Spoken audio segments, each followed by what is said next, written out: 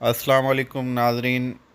हैदराबाद से आपको ख़बर देंगे। 14 साला बच्ची की डूबी हुई लाश दरियाए सिंध से मेहरान पुल की मकाम से बरामद हुई है।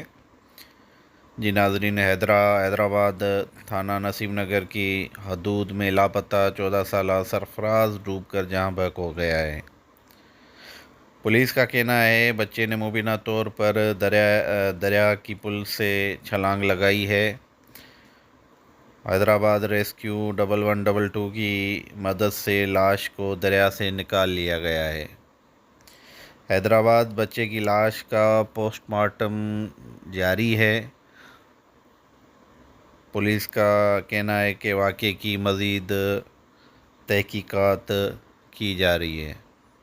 जी नाज़रीन, हैदराबाद 14 साला लापता सरफराज की लाश बरामद हुई है दरियाए सिंध से।